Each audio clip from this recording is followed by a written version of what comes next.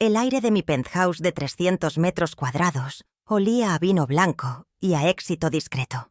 Eran las 8 de la noche de un sábado, y la música suave se mezclaba con las voces de mis pocos, pero verdaderos, amigos. Estábamos celebrando mi nueva vida.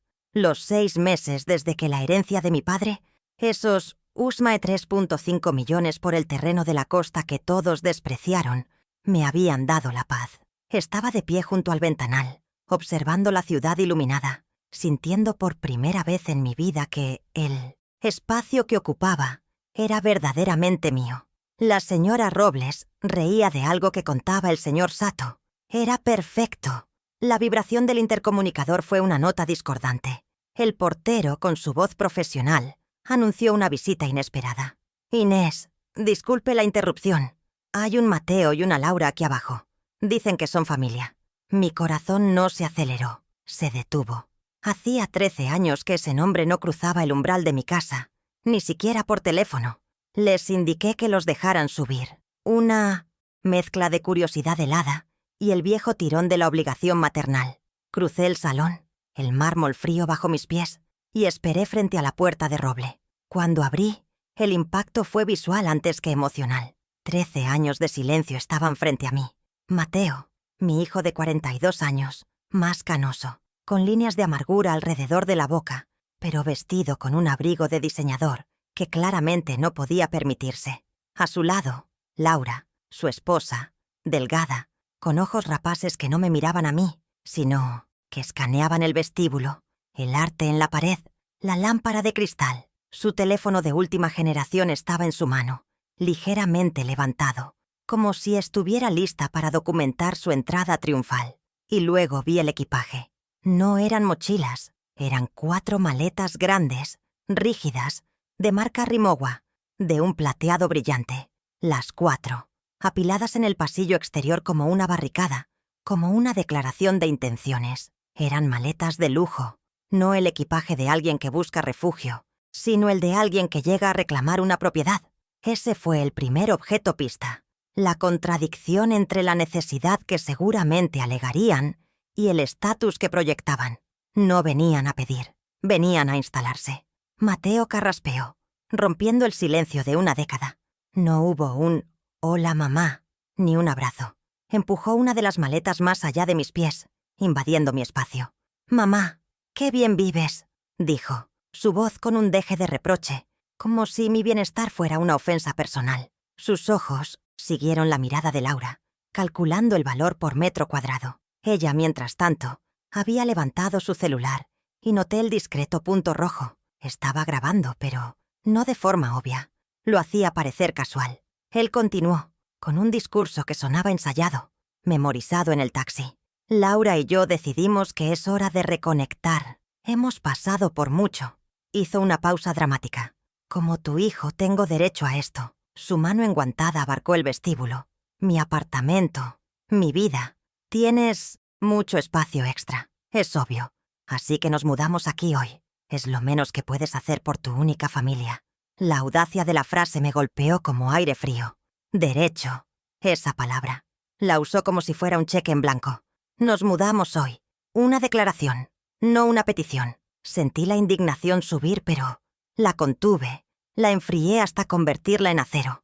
Mi vulnerabilidad, esa vieja culpa de madre que ellos habían explotado durante años, seguía ahí, pero ahora estaba protegida por una capa de dignidad recién descubierta.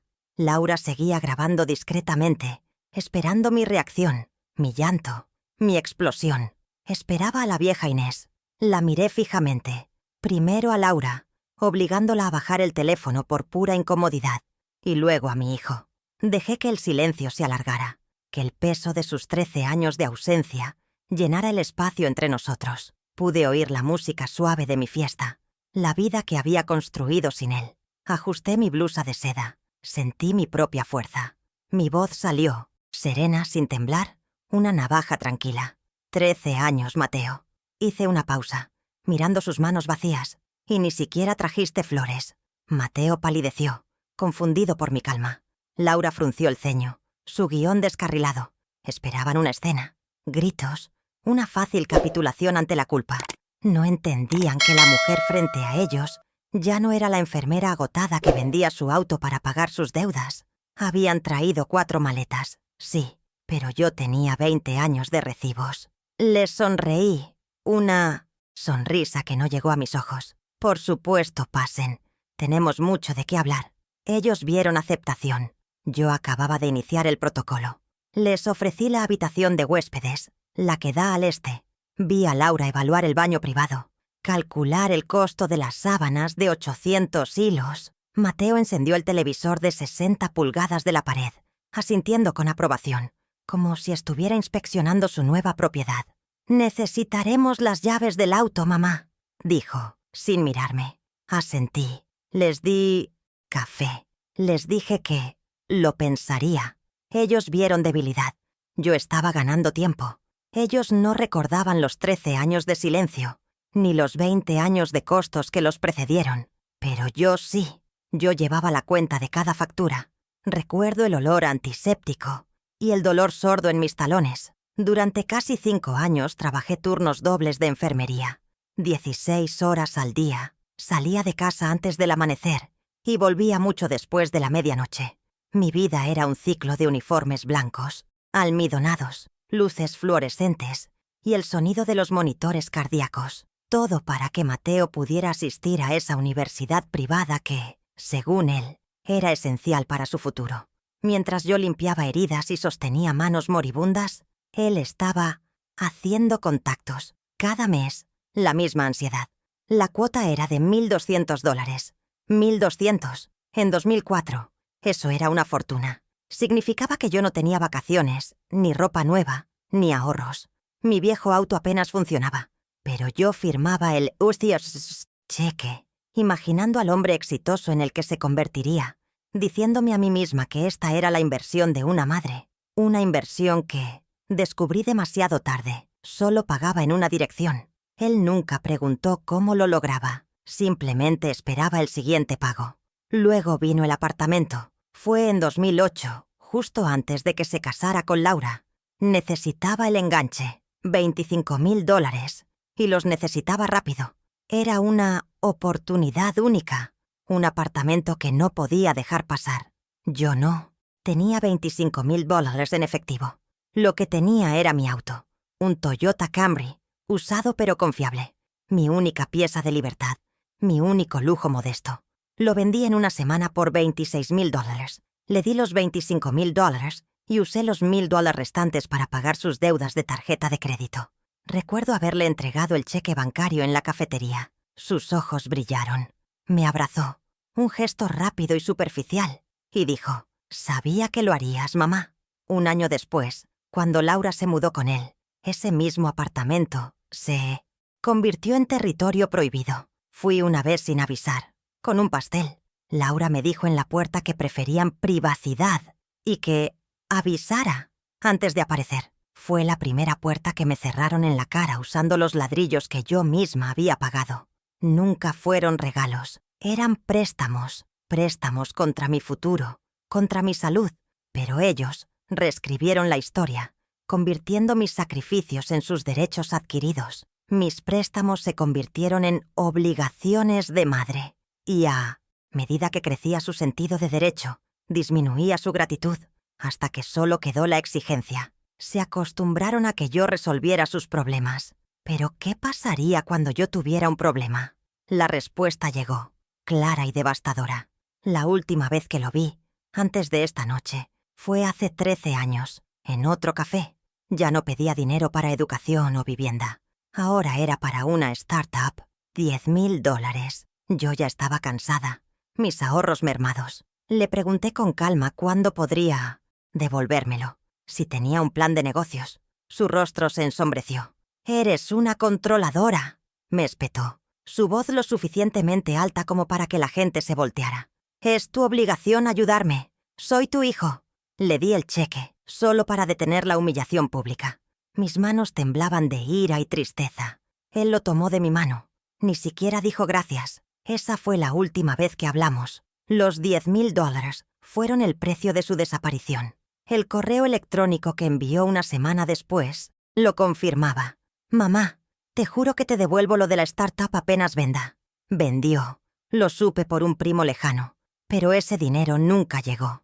En su lugar, llegó el silencio. 13 años de silencio. Un silencio que se sintió especialmente ruidoso en 2019. La cirugía de cadera fue complicada. Estuve 3 días en la unidad de recuperación. El metal frío de la barandilla de la cama, el olor a sopa tibia, la soledad absoluta. A pesar de nuestra distancia, mi instinto maternal, ese estúpido y terco instinto, me hizo llamarlo. Le dejé un mensaje. Mateo, hijo, estoy en el hospital. Solo quería que supieras. Llamé 5 veces en total desde esa cama de hospital. 5 intentos. 5 veces mi llamada fue directo al buzón de voz. Nunca contestó. Nunca devolvió la llamada.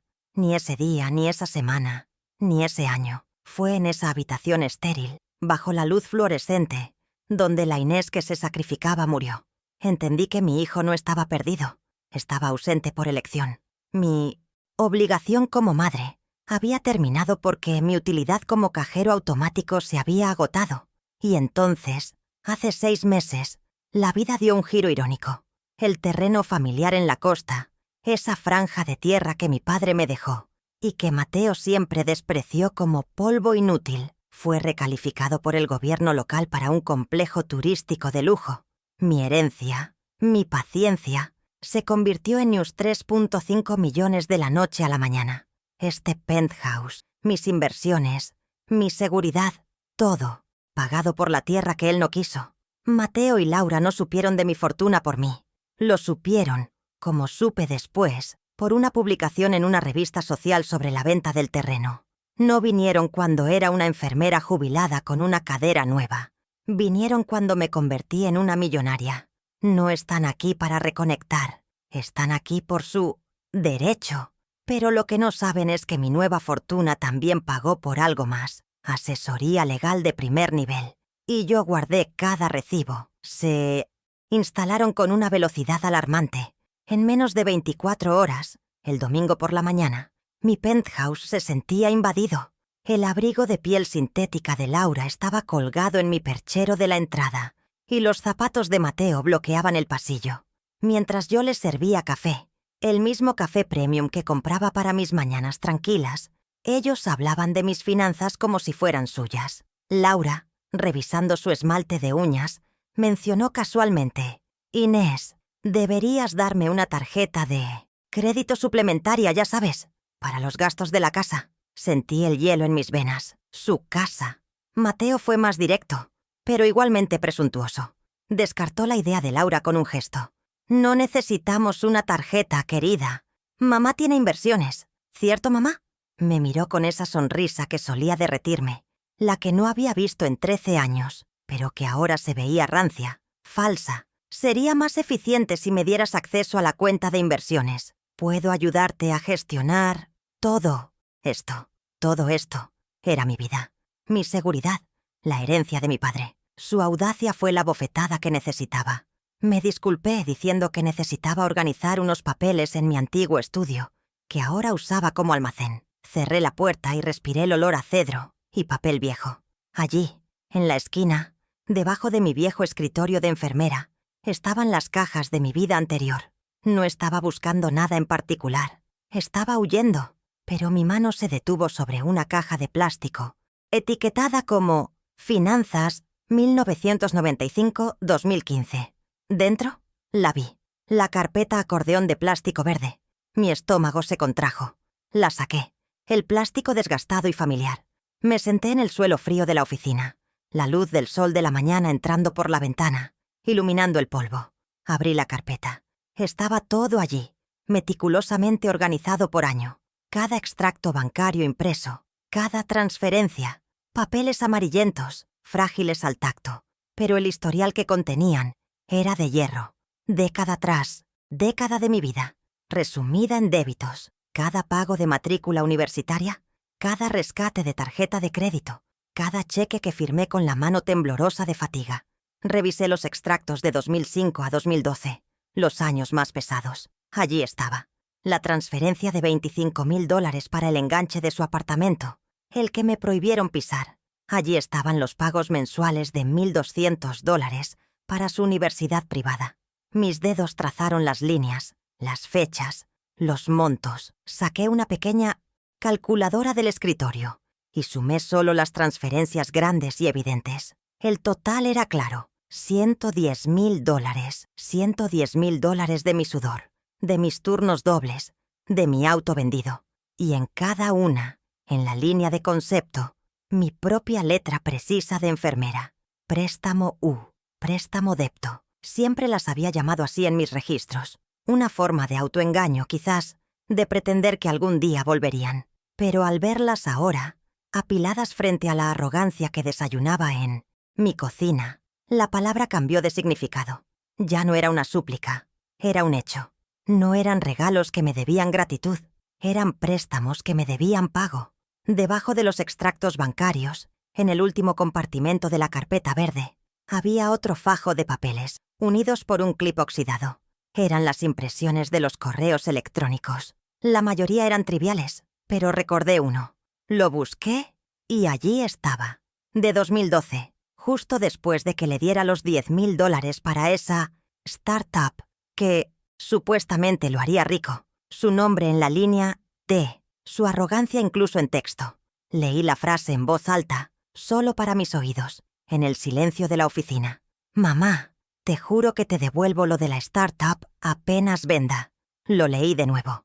La promesa explícita. La admisión incriminatoria. Había olvidado lo claro que había sido, lo fácil que fue para mí aferrarme a esa mentira y lo fácil que fue para él olvidarla. Había vendido, por supuesto. Lo supe por un primo lejano en ese momento, pero el dinero nunca llegó. Miré las 2 pilas de papeles sobre el suelo de madera. Por un lado, los $110,000 en transferencias documentadas. Por el otro, su propia firma digital, su propia palabra, llamándolo préstamo. El peso de 13 años de abandono se asentó sobre una base sólida de evidencia financiera. Esto ya no era solo el dolor de una madre, era el caso de un acreedor. La claridad me golpeó con una fuerza helada. No estaba loca, no estaba exagerando. Había sido estafada. En ese momento, la Inés que dudaba, la que se sentía culpable, desapareció. Cogí mi teléfono. Marqué un número que había guardado hacía 4 meses, cuando la fortuna llegó. Por si acaso. «Doctora Campos», dije cuando contestó.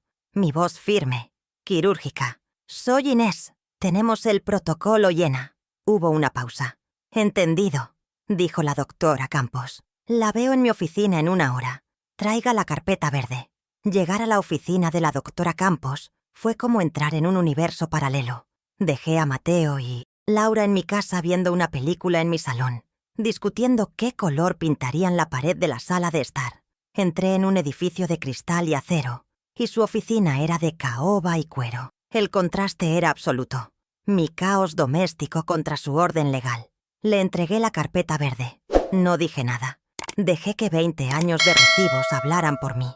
La doctora Campos, con sus gafas de lectura en la punta de la nariz, revisó los papeles con una velocidad y precisión que me asombraron. No se centró en la emoción, se centró en los datos. Tomó un marcador amarillo y subrayó la frase en el correo electrónico impreso. «Mamá, te juro que te devuelvo». Levantó la vista. «Inés, esto es oro. Esto no es un drama familiar. Esto es abuso financiero. Y lo más importante, es una deuda documentada y reconocida. Ellos», le expliqué, «actúan como si la casa ya fuera suya. Mateo quiere acceso a mis inversiones. Laura quiere una tarjeta de crédito. Están amenazando con un escándalo si no coopero». La doctora Campos asintió, sin inmutarse. «Están desesperados. Su arrogancia es miedo disfrazado. Inés, con estas pruebas, podemos cobrar la deuda. Pero para entender completamente su motivación y por qué actúan ahora, necesitamos ver su situación actual». «¿Qué quiere decir?», pregunté. «Quiero decir», dijo la doctora Campos, «que la gente con dinero no aparece en la puerta de su madre, abandonada con 4 maletas de lujo pidiendo asilo. La gente endeudada sí», llamó a su asistente. «Dado que están intentando extorsionarla para obtener beneficios patrimoniales bajo su techo, podemos, como parte de nuestra debida diligencia para una orden de restricción, solicitar legalmente un informe de crédito. Lo tendremos mañana por la mañana. Una nueva pista, una que pintaría el presente. Volví a casa esa tarde sintiéndome diferente, más ligera, pero también más peligrosa. Mi plan inicial había sido solo proteger mi dinero, pero ahora, viendo las pruebas 1 y 2 validadas, el plan estaba cambiando. Mateo y Laura estaban en la cocina, riendo, cocinando una cena elaborada con los ingredientes que yo había comprado, bebiendo mi vino de $80. Me trataron con una amabilidad condescendiente, la amabilidad que se le muestra a una mascota útil o a una anciana senil. Era el lunes por la noche, el día 2 de su invasión. Estaban planeando su futuro en voz alta. «Podríamos vender este lugar», dijo Laura. «Es demasiado grande para una persona. Podríamos comprar algo más pequeño para ella y usar el resto para el nuevo proyecto». Mateo asintió. «Tienes razón. Es lo más inteligente». Me senté allí, invisible, mientras ellos liquidaban mi vida. Y fue entonces cuando tuve la idea para la prueba 4. Estaba preparando la ensalada en la encimera de granito de la isla de la cocina. Mi celular estaba al lado del cuenco de madera. Ellos estaban en la mesa del comedor, a unos 3 metros de distancia, lo suficientemente cerca para ser escuchados, pero lo suficientemente lejos para que se sintieran seguros. No fue un accidente. Fue una táctica deliberada, nacida de años de observar a pacientes febriles y médicos arrogantes. Deslicé el dedo, abrí la aplicación de grabación de voz y pulsé el botón rojo. Dejé el teléfono en la encimera, parcialmente oculto por el cuenco de ensalada, y dije: «Oh, olvidé el pan. Vuelvo enseguida». Salí de la cocina, caminé lentamente por el pasillo hasta la despensa, conté hasta 60 y regresé. Estuve fuera menos de 2 minutos. Ellos ni siquiera notaron mi ausencia. Sus voces seguían fluyendo, ahora más bajas, más conspirativas. Tomé el teléfono, detuve la grabación y me lo guardé en el bolsillo. Esa noche me encerré en mi dormitorio. Me tomó horas escuchar. Primero solo el sonido de los tenedores contra la porcelana, el tintineo del hielo en los vasos, luego mi propia voz, distante, ofreciendo pan. Y luego el silencio después de que me fui. La voz de Mateo. «Está siendo demasiado fácil, ¿no crees? Ni siquiera ha peleado». Y entonces, la voz de Laura, clara, fría y llena de un pragmatismo aterrador. «Es una vieja, Mateo. Se siente sola». Hubo una pausa y escuché el sonido de un líquido vertiéndose. «Esa vieja no vivirá mucho más, de todos modos. Solo necesitamos que firme la cesión de derechos del apartamento. Después de eso podemos ponerla en un buen lugar». Tragué saliva. El veneno en sus palabras era físico, pero lo peor estaba por venir. Su instrucción para él. «Solo sé amable un par de semanas. Es todo lo que pido. Finge que te importa. Es lo único que siempre ha querido. Usa eso». El audio siseó por un momento. La implicación era un puñetazo en el estómago. No querían mi compañía. Querían mi certificado de defunción.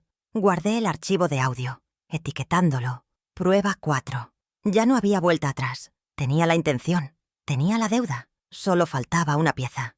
A la mañana siguiente, día 3, estaba en la oficina de la doctora Campos, a las 10:00 am. Primero puse el audio. La doctora Campos escuchó sin expresión, pero vi sus nudillos blanquearse sobre el bolígrafo.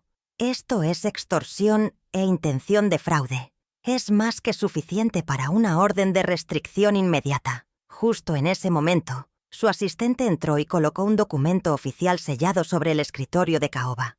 Había llegado la prueba 3. Era el reporte de crédito.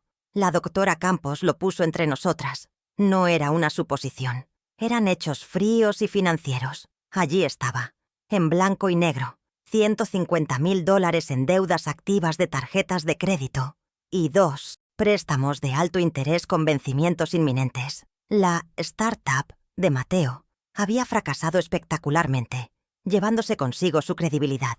El rompecabezas estaba completo. El motivo de su llegada no era reconectar. Mi voz salió plana, muerta. «No vienes a visitarme, vienes a esconderte de tus acreedores».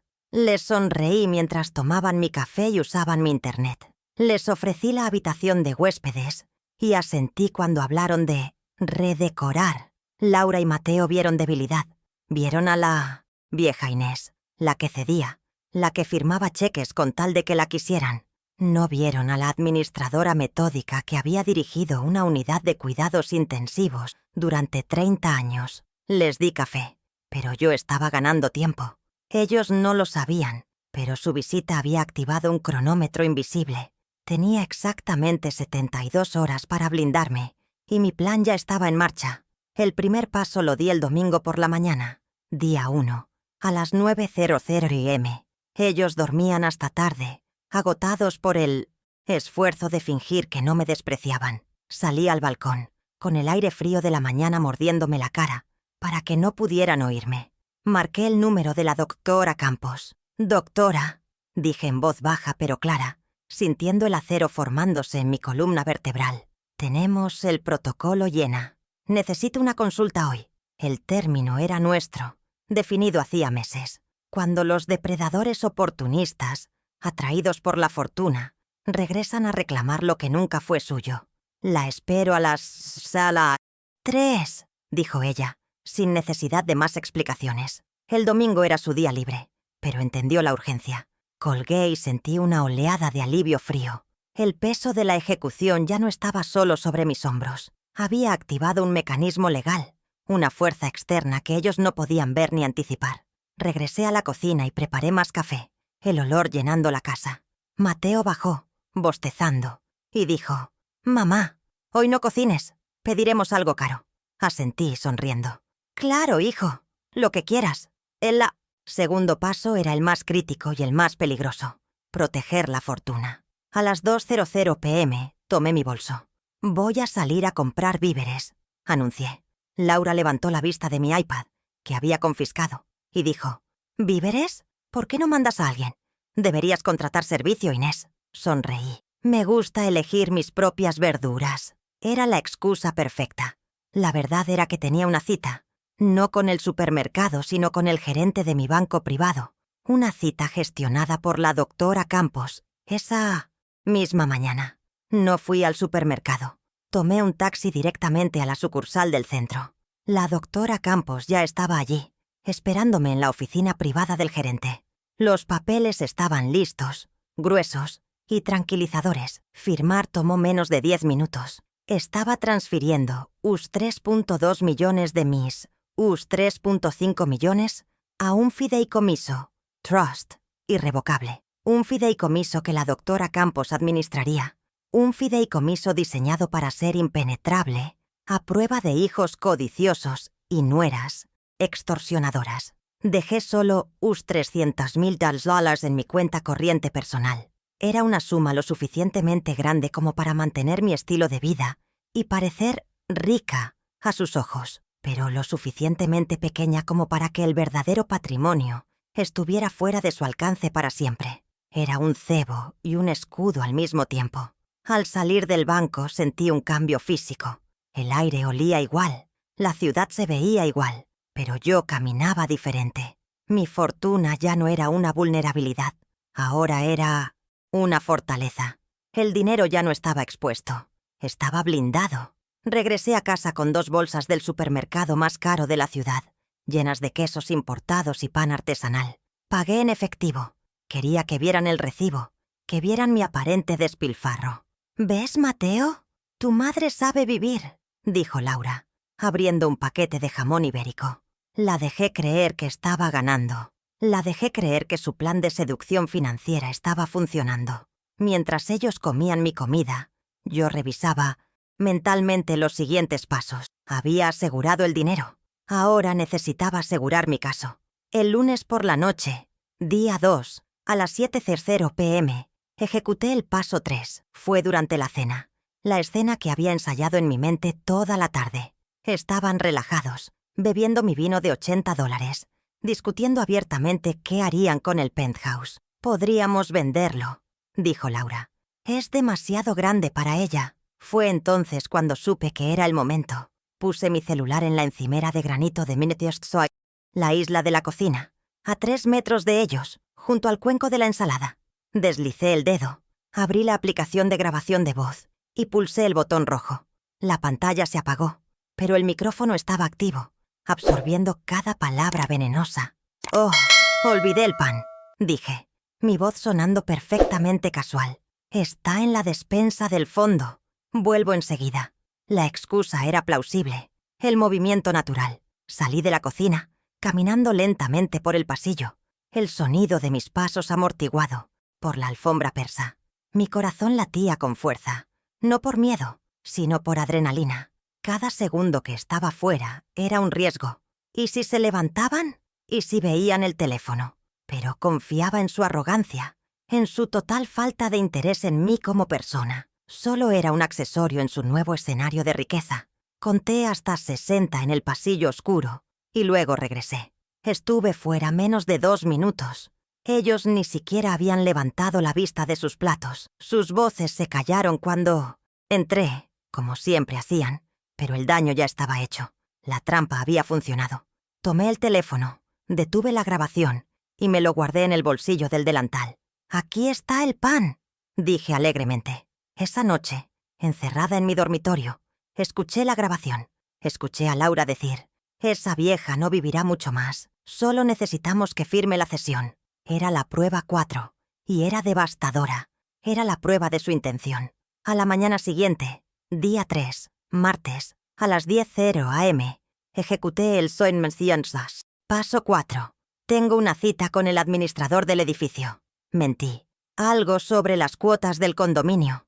Mateo apenas gruñó en respuesta, más interesado en el canal de finanzas de la televisión. Salí de casa con 2 cosas en mi bolso: la carpeta acordeón verde, pruebas 1 y 2, y el celular que contenía el audio, prueba 4.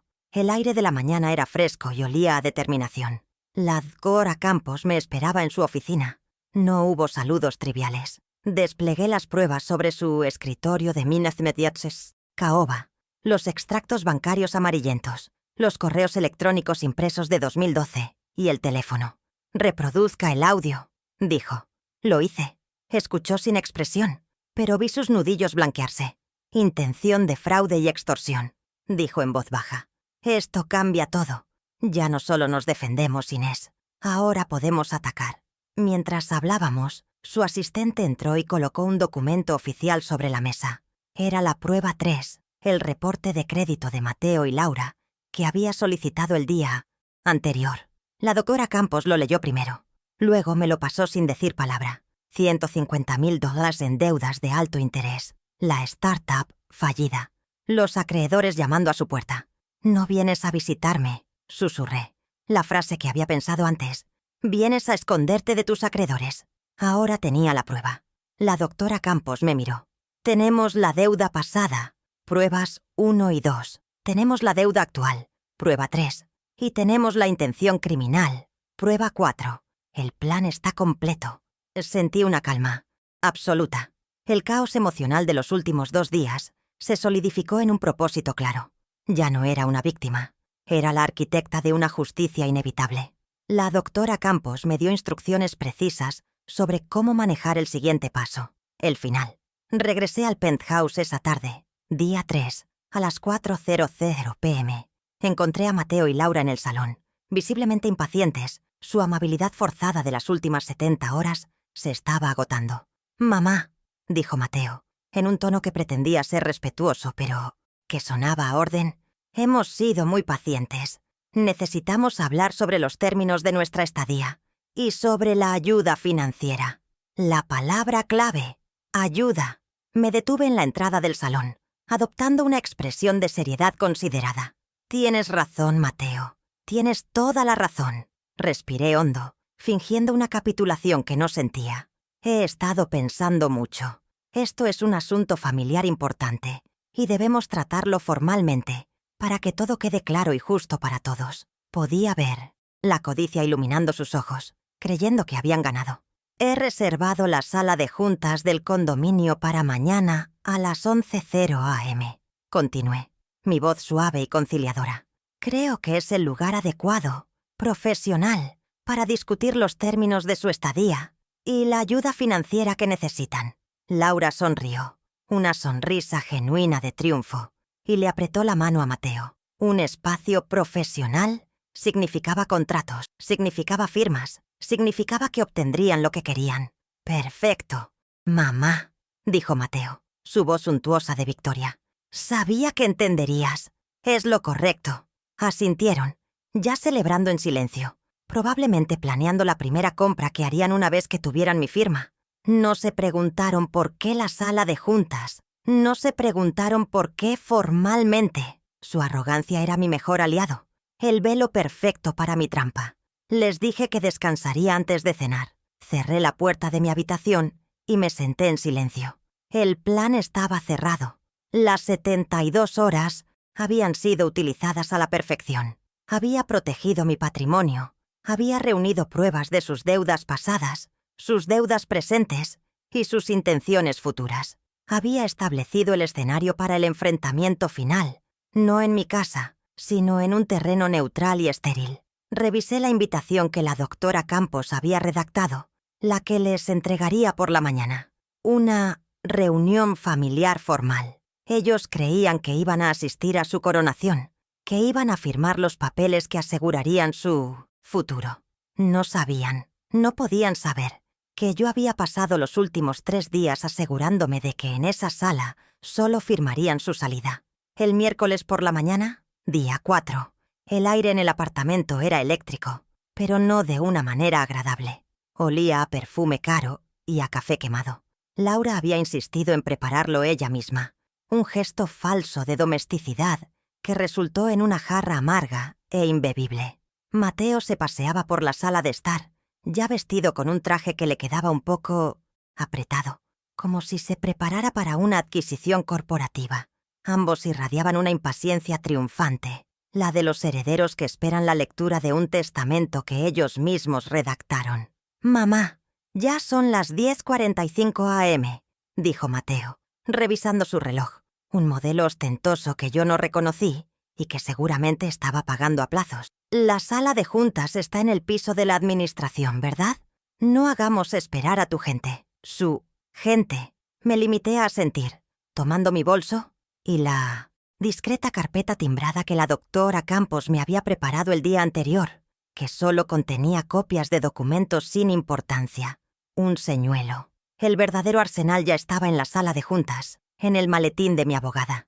Nos dirigimos al ascensor. El silencio era denso, roto solo por el sonido de los tacones de Laura contra el mármol del pasillo. Pude ver su reflejo en las puertas de acero pulido. Su mandíbula estaba tensa. Su actuación de nuera cariñosa se había agotado por completo. En el momento en que las puertas se cerraron, encapsulándonos en la pequeña caja de metal, la presión se volvió insoportable. Ella se giró hacia mí, su paciencia rota. «Todo esto es un espectáculo ridículo, Inés. ¿Una sala de juntas? ¿En serio?» Mateo pareció alarmado por su tono. «Laura, cálmate. Estamos a punto de conseguirlo todo». Pero ella lo ignoró, sus ojos fijos en mí. «No, estoy harta de sus juegos. Vamos a esa reunión y vas a firmar la cesión del apartamento a nombre de Mateo. Y nos darás acceso a la cuenta de inversiones, sin fideicomisos, sin estupideces. ¿Entendido?» Era una orden directa, cruda, despojada de cualquier sutileza. El ascensor descendía lentamente, piso por piso, marcando el tiempo. Mi calma pareció enfurecerla aún más. No respondí, simplemente la miré, sosteniendo su mirada con la misma tranquilidad con la que solía evaluar una crisis en la sala de emergencias. Esta era una crisis diferente, pero los principios eran los mismos. No reaccionar al pánico, sino observar los hechos. Y el hecho era que ella estaba perdiendo el control. El ding del ascensor anunció nuestra llegada al vestíbulo principal. Las puertas se abrieron, revelando el amplio espacio lleno de luz matutina. Salí primero, caminando hacia el ala de administración donde se encontraba la sala de juntas. Pero Laura no había terminado. De repente se movió, interponiéndose físicamente en mi camino, bloqueando mi paso justo frente al mostrador de la recepción. El vestíbulo estaba ocupado. El administrador del edificio, el señor Rodríguez, estaba hablando con el jefe de seguridad y varios residentes pasaban. «¿No me oíste?», siseó Laura, su voz baja y amenazante. «Dije que no voy a ninguna parte hasta que me des los papeles». Y entonces sucedió el primer error táctico de ella, el que cambió la dinámica antes de que comenzara la verdadera batalla. Extendió la mano y agarró la carpeta timbrada que yo llevaba bajo el brazo. «Dámelos. Sé que están ahí. Dejemos de perder el tiempo». Su agarre fue fuerte. Sus uñas pintadas de rojo se clavaron en el cartón. Fue un acto de agresión física, pequeño pero innegable, en el espacio más público de mi nuevo hogar. Todos los años de humillación, de ser invisible, de ceder, se solidificaron en ese único punto de contacto. No me moví, no tiré de la carpeta, simplemente solté mi lado y la dejé sosteniéndola, expuesta. Levanté la mirada de su mano y la fijé en la suya. Mi voz salió gélida, no alta, pero con una claridad que cortó el murmullo del vestíbulo. «Laura, suelta mi carpeta. Ahora». El señor Rodríguez y el jefe de seguridad levantaron la vista, su conversación interrumpida por mi tono. Vieron la escena. La nuera agresiva, la madre residente tranquila pero firme. Mateo se quedó paralizado detrás de nosotras, pálido de horror. Laura se dio cuenta de que la observaban, pero en lugar de retroceder, redobló su apuesta, creyendo que yo cedería ante la vergüenza pública, como siempre lo había hecho. «No, me lo debes. Se lo debes a tu hijo. Solo eres una vieja». Se calló antes de decir la palabra de la grabación, pero el veneno ya estaba servido. Estaba creando exactamente el escándalo que había amenazado con fabricar, pero lo estaba haciendo contra sí misma. «Señor Martínez», dije con calma, dirigiendo mi voz al jefe de seguridad, ignorando por completo a Laura. «Esta mujer, que es una invitada temporal en mi apartamento, me está impidiendo el paso y acaba de intentar tomar mis pertenencias por la fuerza. Fue mi primera victoria. Usar la terminología precisa. Invitada temporal, pertenencias, fuerza». El señor Martínez, un ex policía corpulento que valoraba el orden por encima de todo, se acercó de inmediato. «Señora», dijo, su voz retumbando, dirigiéndose a Laura pero sin tocarla. «Le pido que suelte la propiedad de la señora Inés y mantenga la distancia. No toleramos este tipo de comportamiento en el edificio». La humillación fue instantánea y pública. Laura, que se creía la futura dueña del penthouse, acababa de ser reprendida por el personal de servicio frente a todos. Soltó la carpeta como si quemara. Su rostro se volvió de un rojo púrpura que chocaba con su costoso atuendo. Mateo finalmente reaccionó. Agarró a Laura por el brazo, su voz un siseo furioso. «Laura, ¿qué diablos estás haciendo? Cállate. Lo estás arruinando todo». Por primera vez, su alianza se fracturó visiblemente. Él no estaba enojado conmigo. Estaba furioso con ella por romper el guión, por exponer su cruda codicia antes de tiempo. La tensión entre ellos era ahora un cañón, y yo acababa de caminar por el medio. Recogí mi carpeta del suelo, la enderecé con calma y miré a mi hijo. «La sala de juntas es por aquí», dije, mi voz neutral, como si nada hubiera pasado. «La doctora Campos, mi asesora, ya debe estar esperando». La palabra asesora pareció golpearlo. Se dieron cuenta, demasiado tarde, de que esta no era una simple reunión familiar. Me siguieron, pero la dinámica había cambiado irrevocablemente. Ya no entraban como conquistadores, entraban como acusados, cojeando después de la primera herida autoinfligida, caminando directamente hacia la trampa que yo había preparado. La sala de juntas del condominio era exactamente el espacio que necesitaba, estéril, impersonal y frío. Una larga mesa de caoba pulida reflejaba las luces LED del techo. No había fotos familiares, ni cojines suaves, solo vidrio, metal y el olor a limpiador de madera. Eran las 11:00 AM en punto. Mateo y Laura entraron detrás de mí, su arrogancia golpeada por el incidente del vestíbulo, pero aún presente. Vieron la sala vacía y parecieron relajarse, asumiendo que seguían controlando la situación, que mi asesora sería una contadora amable y fácil de manipular. Pero entonces, la puerta lateral que conectaba con la oficina de administración se abrió. Entró la doctora Campos, no como una empleada del edificio, sino como una fuerza de la naturaleza. Llevaba un traje de pantalón azul marino, impecable, y su maletín de cuero. Detrás de ella, con los ojos grandes pero firmes, entró Sofía, mi nieta de 19 años, la hija que Mateo abandonó en su primer matrimonio, la joven que me había contactado hacía un año, mucho antes de la fortuna, solo porque quería conocer a su abuela. La presencia de Sofía fue la primera explosión. Mateo se detuvo en seco, su rostro perdiendo todo color. Sofía. ¿Qué hace ella aquí? Laura la miró con absoluto desprecio, como si fuera un insecto. ¿Y esta?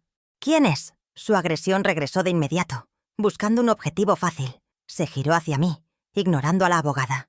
¿Por qué una abogada y...? Ella, escupió la palabra, señalando a Sofía. Mamá, esto es ridículo. Solo firma los papeles de la casa de una vez. Me senté en la cabecera de la mesa. La doctora Campos y Sofía se sentaron a mi derecha. Mateo y Laura, por instinto, tomaron las sillas del lado opuesto, colocándose exactamente como la parte contraria en una negociación hostil. Puse mis manos sobre la mesa pulida. Gracias por venir, Mateo, Laura. Mi voz era tranquila, la voz de la jefa de enfermeras que está a punto de anunciar un protocolo de cuarentena. Laura, respondiendo a tu pregunta, esta es Sofía, tu hijastra, y la doctora Campos es mi asesora legal. Y no voy a firmar nada.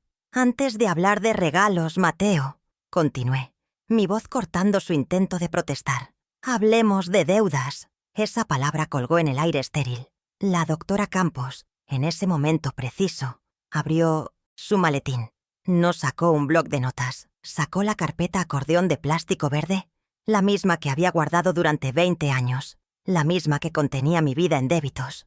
La colocó en el centro de la mesa con un golpe sordo y definitivo. Era la prueba 1. Mateo miró la carpeta verde y supe, por el tic en su párpado, que la reconocía. Era la carpeta donde guardaba los recibos de sus matrículas, los contratos de sus fracasos. No sé qué es esto. Mintió, pero su voz era débil. Laura, sin embargo, aún no entendía el peligro. Oh, por Dios, ¿recuerdos? ¿Vas a mostrarnos fotos de cuando era bebé? ¡Qué patético! Se rió, una risa aguda que murió instantáneamente bajo la mirada de acero de la doctora Campos. No son recuerdos, señora Laura, dijo la doctora Campos. Su voz era tan pulida y fría como la mesa. Son transacciones. Abrió la carpeta y extrajo el primer fajo de papeles. Los extractos bancarios impresos de 2005 a 2012. Tenemos aquí, debidamente documentados, $110,000 en mitos miciotioser. Transferencias directas de la señora Inés a su hijo, Mateo. Deslizó los papeles sobre la mesa.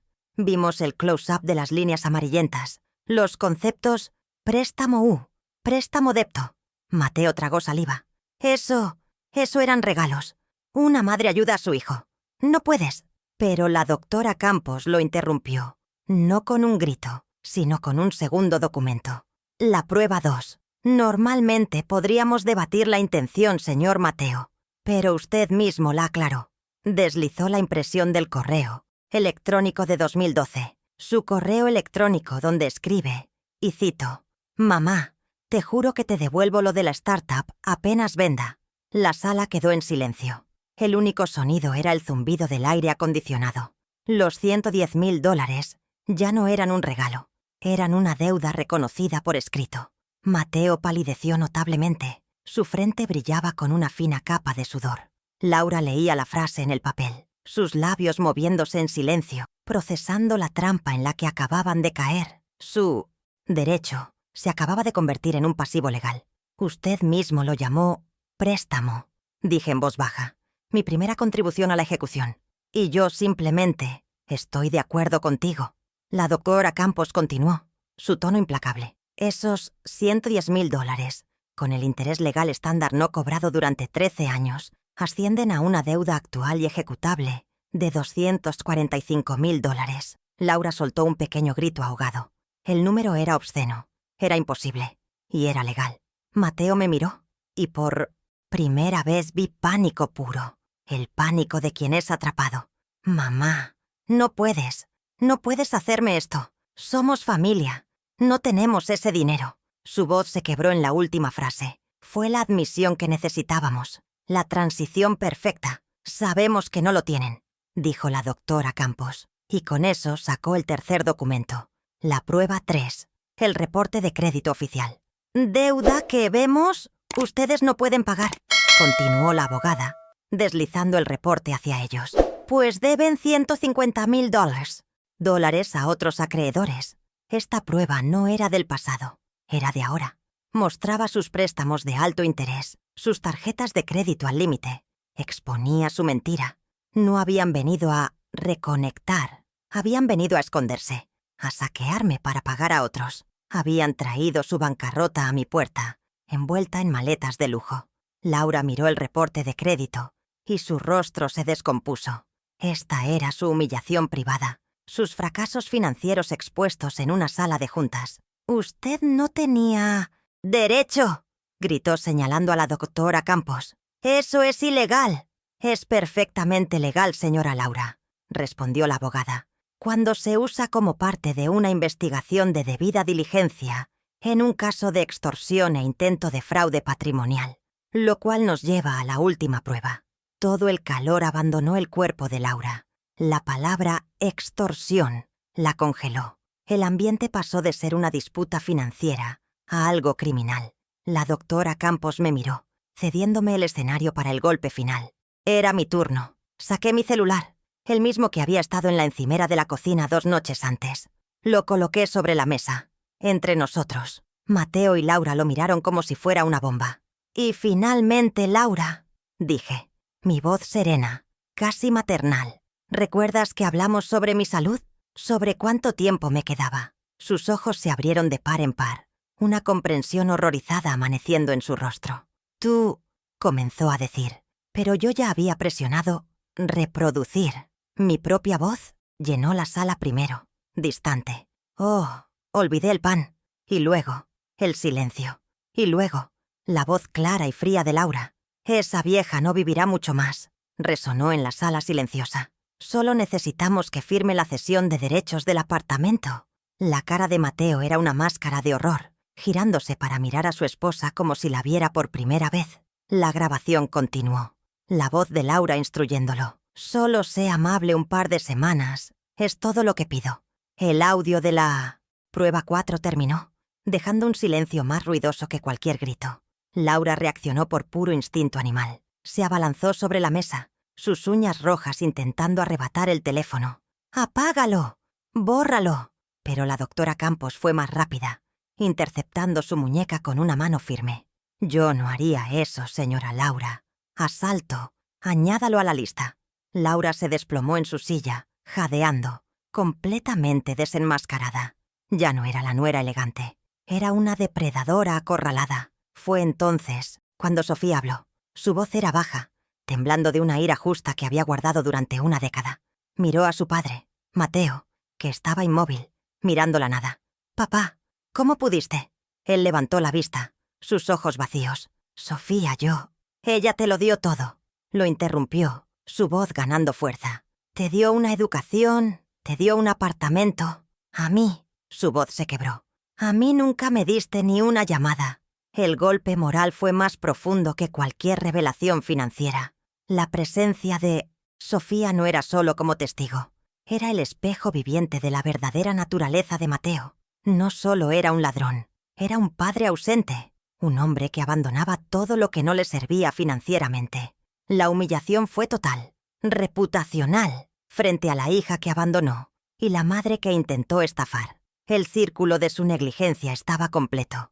La doctora Campos retomó el control con una eficiencia quirúrgica. Era el momento de las consecuencias. «Ahora que hemos establecido los hechos», dijo, sacando 2 sobres sellados de su maletín. «Tenemos 2 documentos para ustedes». Colocó el primer sobre frente a Mateo. «Esta es una notificación extrajudicial formalizando el cobro de la deuda de $245,000. Tienen 30 días para presentar un plan de pago o iniciaremos el embargo». Luego colocó el segundo sobre frente a Laura.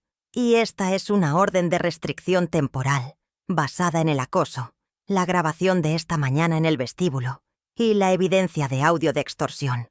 No pueden acercarse a menos de 500 metros de la señora Inés o de este edificio. Si lo hacen, serán arrestados». Era la consecuencia financiera y legal, fría, inmediata y sin apelación. Finalmente me levanté. Era mi turno de dictar la consecuencia patrimonial. Me miraron, sus ojos llenos de odio y miedo. En cuanto a su estadía, dije con calma, llamaré a seguridad si no están fuera del edificio en exactamente 15 minutos. Hice una pausa permitiéndoles absorberlo. Sus 4 maletas Rimowa ya están en el lobby, junto a la puerta de servicio. El portero tiene instrucciones de no permitirles volver a entrar. Se quedaron mirándome, incrédulos, esperando que esto fuera una pesadilla, una negociación. Pero no lo era. Era un veredicto. La humillación moral, la última consecuencia, era palpable. Habían entrado a esa sala como futuros millonarios. Saldrían como deudores, con una orden de restricción y escoltados por seguridad. Todo frente a la abogada que los había desmantelado y la nieta que representaba su fracaso moral. El juego había terminado y yo había ganado. Nos quedamos en la sala de juntas, en silencio. La doctora Campos guardaba metódicamente sus papeles, cerrando su maletín con un clic satisfactorio. Sofía me miraba, sus ojos aún procesando la brutalidad de lo que acababa de presenciar. No dije nada. Escuché el eco de sus gritos mientras eran escoltados por el pasillo. Mientras el guardia de seguridad, el señor Martínez, los escoltaba firmemente hacia el elevador de servicio. No sentí triunfo, no sentí rabia. Sentí 13 años de peso, de culpa no merecida y de obligación tóxica, evaporarse de mis hombros. Por primera vez en décadas, respiré hondo y no sentí dolor. Sentí paz. Caminamos de regreso al vestíbulo. El señor Rodríguez, el administrador, nos vio desde su oficina y simplemente asintió. Un gesto de respeto profesional. No habría chismes, solo eficiencia. La doctora Campos me acompañó hasta la puerta de mi ascensor privado. «Inés», dijo, su tono volviendo a ser cálido por primera vez. «El fideicomiso es sólido. La notificación de cobro es real. La orden de restricción está activa. Estás blindada». Le agradecí, no solo por su trabajo, sino por creer en mis recibos. Se despidió de Sofía con amabilidad y se fue. Una impecable máquina de justicia. Subimos en el ascensor, Sofía y yo, en un silencio cómodo. La puerta de mi penthouse se abrió a un espacio que olía a hogar de nuevo. El aire ya no estaba viciado con el perfume caro de Laura o la colonia rancia de Mateo. Lo primero que hice, antes incluso de quitarme los zapatos, fue sacar mi teléfono. Abrí mis contactos. Encontré el nombre, Mateo, el que no había usado en 13 años. Presioné, bloquear este contacto. Hice lo mismo con el número desconocido de Laura que había llamado al intercomunicador. Fue un acto pequeño, digital, pero se sintió como cerrar una bóveda de acero. Mi segundo acto fue enviar un correo electrónico a la recepción del edificio, con copia a la doctora Campos y al señor Rodríguez. A partir de esta fecha, cualquier intento de comunicación, entrega o visita por parte de Mateo o Laura, sus apellidos completos, debe ser rechazado y redirigido inmediatamente a las oficinas de mi asesora legal, la doctora Campos. Este era el nuevo límite, claro e impersonal. Ya no era su madre, la pared blanda contra la que podían golpear. Era un cliente de una firma de abogados. La comunicación legal sería la única permitida, y yo nunca tendría que leerla. Reflexioné sobre el fideicomiso irrevocable que había firmado solo 72 horas antes. Los sus 3.2 millones estaban fuera de mi alcance, y eso era lo más liberador. Pero también estaban fuera del alcance de ellos. Mi herencia, la bendición de mi padre, ya no era un cebo para depredadores. Estaba protegida, destinada a crecer en silencio, a pagarme un estipendio generoso por el resto de mi vida y, lo más importante, a ser distribuida según mis nuevos términos. El dinero no me había cambiado. Me había dado las herramientas para trazar fronteras infranqueables. Esa noche, el apartamento de 300 metros cuadrados no se sintió vacío, se sintió espacioso, se sintió mío. Me senté en mi sala de estar, la que ellos habían planeado redecorar, y bebí una taza de té de manzanilla. Observé las luces de la ciudad. El silencio era profundo. Ya no era el silencio del abandono, sino el silencio de la soberanía. El aire olía a la orquídea que tenía en la mesa de centro. Comprendí que la dignidad no es algo que te dan, es algo que reclamas y defiendes. Mi rutina se transformó de la noche a la mañana. Desperté el jueves, sintiéndome 10 años más joven. El sol entraba por mis ventanas. Hice mi café, el que a mí me gustaba, fuerte y sin azúcar. No había tensión en mis hombros. No había una sensación de pavor, de esperar el próximo pedido, la próxima manipulación. Caminé por mi casa. Toqué el mármol frío de la cocina. Ajusté un cuadro.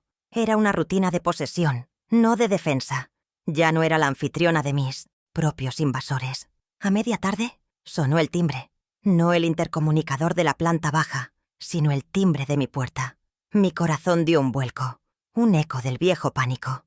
Pero me detuve. Miré el pequeño monitor de video junto a la puerta. No era la imagen granulada de Mateo y Laura. Era Sofía, de pie en el pasillo, sosteniendo torpemente una pequeña caja de una pastelería local. No estaba exigiendo entrada. Estaba esperando ser invitada. La diferencia lo era todo.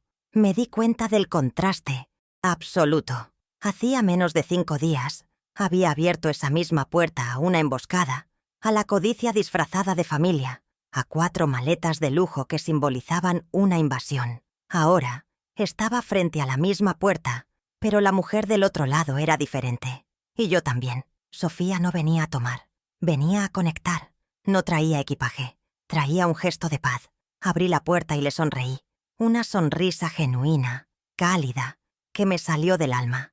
Ella me devolvió la sonrisa con timidez. «Abuela», dijo, su voz suave. «Espero que esté bien. Te traje esto. Son macarrones». Sentí una oleada de afecto, pura y sin complicaciones. «Pasa, Sofía». Justo estaba a punto de preparar más té. La invité a entrar, no a la habitación de huéspedes, sino a mi vida.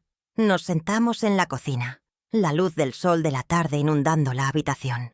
Le serví té en las tazas de porcelana fina que había guardado para ocasiones especiales. Resulta que esta era una. Hablamos durante horas. No hablamos de Mateo, no de la deuda, no de la crueldad. Hablamos de ella, de sus estudios de arquitectura, de su amor por los edificios antiguos, de su perro. Escuché su vida, la vida que había florecido completamente separada de la toxicidad de su padre. Más tarde, cuando el sol comenzaba a ponerse, tiñendo el cielo de naranja y púrpura, me levanté. «Tengo algo que quizás quieras ver», le dije. Fui a mi estudio y saqué un viejo álbum de fotos encuadernado en cuero, uno que no había mirado en más de una década. Era de antes, de Laura, antes de la universidad privada, antes de que el dinero lo corrompiera todo. Eran fotos de Mateo cuando era un niño pequeño con rodillas raspadas y de mí como una joven enfermera orgullosa de su hijo. Nos sentamos juntas en el sofá, pasando las páginas amarillentas. No era para perdonarlo, era para mostrarle a ella que hubo un tiempo anterior, una raíz de la que ella provenía que no estaba del todo envenenada. Era para reclamar mi propia historia, para separarla de la narrativa de traición que él había escrito. Vimos a un Mateo que yo había amado y le permití a Sofía conocer al niño, no al monstruo en el que se había convertido. Mientras cerrábamos el álbum, Sofía me tomó la mano. «Gracias por esto, abuela. Por todo». Miré nuestras manos juntas, mi piel arrugada sobre la suya, joven y fuerte. Había pasado mi vida sirviendo a la obligación, creyendo que la biología me ataba a un destino de sacrificio. Pero estaba equivocada. La sala de juntas me lo había enseñado, y esta tarde tranquila lo confirmó. «Aprendí algo importante, Sofía», le dije, mi voz firme con esta verdad final. «Aprendí que la sangre te hace pariente, pero solo la lealtad y el respeto te hacen familia». La miré, a esta joven que me había buscado sin querer nada más que conexión, y yo finalmente elijo a mi familia.